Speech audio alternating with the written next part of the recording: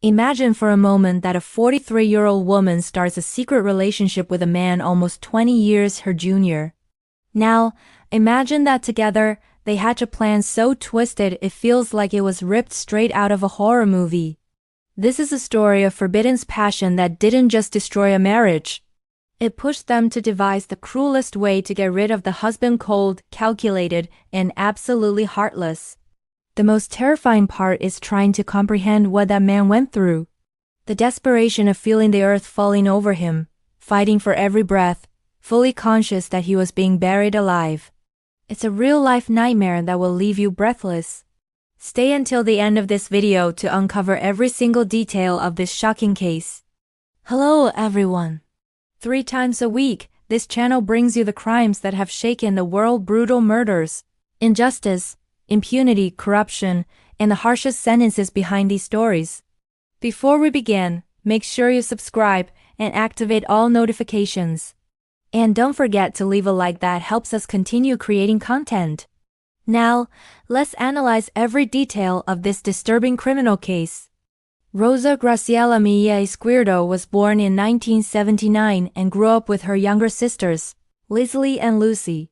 Throughout her life, she accumulated several police and judicial records, and even spent time in prison for illegal drug trafficking, a dark chapter that marked her past long before she became a public figure. Coincidentally, that same year, 1979, Omar Israel Katan Yount was born, but his life took a completely different path. After studying civil engineering, he built a successful career through contracts across various regions of Peru, maintaining a constant and demanding work rhythm. His closest family circle included his maternal brother and his aunts, Carmen and Jessica, with whom he kept frequent contact. Rosa and Omar lived in the same neighborhood.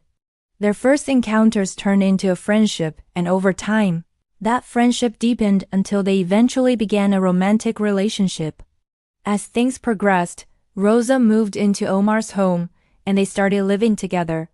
A few months later, she became pregnant, and 9 months after that, their daughter Chantal was born. According to some sources, Rosa already had another daughter from a previous relationship. Years passed, and Omar decided to take the next step. He proposed. She accepted, and in 2014 they got married. The harmony didn't last long. Though their social media showed them smiling together, sharing happy moments with their daughter, the reality inside their home was completely different. Arguments became frequent and exhausting. Both of them filed multiple complaints against each other, sometimes Rosa accusing Omar, other times Omar asking the authorities to intervene. The tension grew into a destructive pattern. Meanwhile, Omar continued traveling constantly for work, spending long periods away from home. Still, he tried to be involved in community projects, earning the respect and appreciation of his neighbors, friends, and family. 5 years into their marriage, in 2019, someone appeared who would completely change the fate of their already deteriorating relationship. Giancarlos Alderton Torres Santorsman, a young man 19 years younger than Rosa. At first, their communication was harmless, just friendly conversations. Rosa often vented to him about her marital problems. Over time, those conversations became more frequent. With Omar frequently away and the tensions at home rising, Rosa grew closer to Giancarlo. Eventually, they began a secret romantic relationship. From that point on, Rosa started hiding things from her husband, while her connection with Giancarlo grew stronger each day.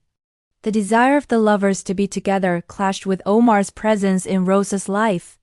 Even though Omar and Rosa began divorce procedures, they seemed to reconcile months later, posting photos together again. But it didn't last. The problems returned. Omar's extended absences and jealousy from both sides only made things worse. Temporary separations followed by failed attempts to reconcile became a vicious cycle. Meanwhile, Rosa and Giancarlo's affair intensified. By 2021, the marriage was barely functioning, while their secret relationship was at its strongest. Omar had become their only obstacle. Toxicity filled the home.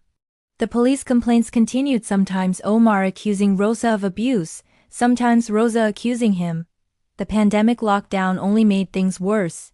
By mid-2021, Omar was spending most of his time working in Cajamarca.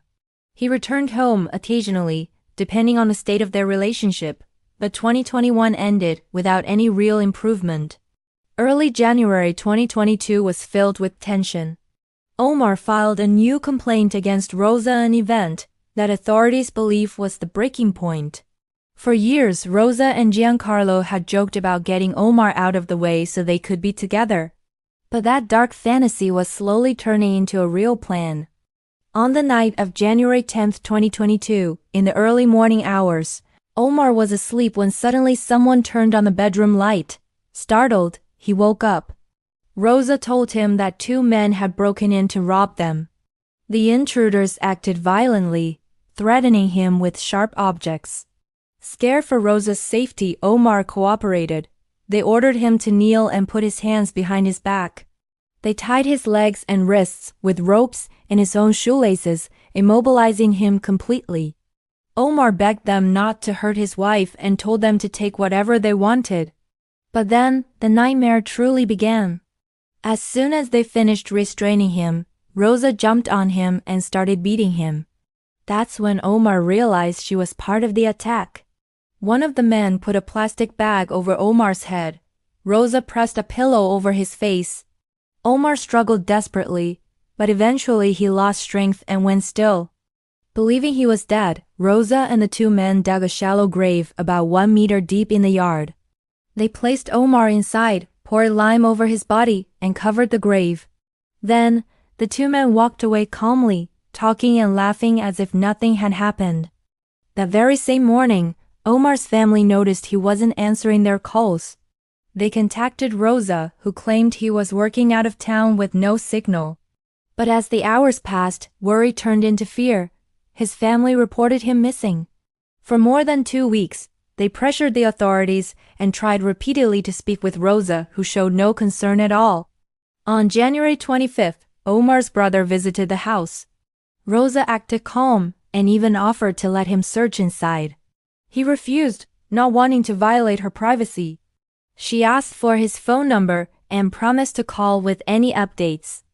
The next day, Rosa arrived at her mother's home crying.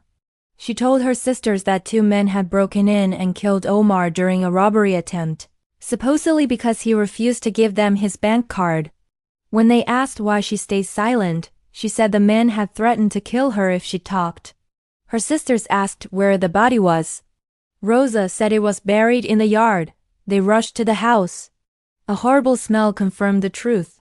They told Rosa to stay inside while they reported everything to the police. Police arrived with Rosa's sisters. No one answered the door, so they forced their way in. Inside, they found Rosa. In the yard, the stench of decomposition was overwhelming. They began digging and soon uncovered Omar's body, buried shallowly under earth and lime. A forensic doctor later confirmed the unthinkable. Omar was still alive when he was buried. Soil was found in his throat and under his fingernails, proof that he had tried to breathe and claw his way out. He had died from suffocating under the dirt. Rosa immediately blamed Giancarlo. Police found him at his home and arrested him. Both were taken to the prosecutor's office, and the body was sent for autopsy. On January 29th, a judge ordered 9 months of pretrial detention. Rosa was charged with parricide, which carries a minimum sentence of 25 years. Giancarlo was charged with aggravated homicide, with sentences over 15 years. Months later, authorities identified a third suspect, Fernando Jose Mundaca Gonzalez, a 20-year-old who had been on the run. Investigators reconstructed the crime. Rosa opened the door for Giancarlo and Fernando. They staged a fake robbery, subdued Omar, and later buried him alive. The prosecutor requested 31 years and 8 months for Rosa, 24 years and 4 months for Giancarlo as a primary accomplice, and 22 years for Fernando. All three were also ordered to pay 100,000 soles in restitution. Rosa initially considered confessing to reduce her sentence, but backed out after hearing the penalties.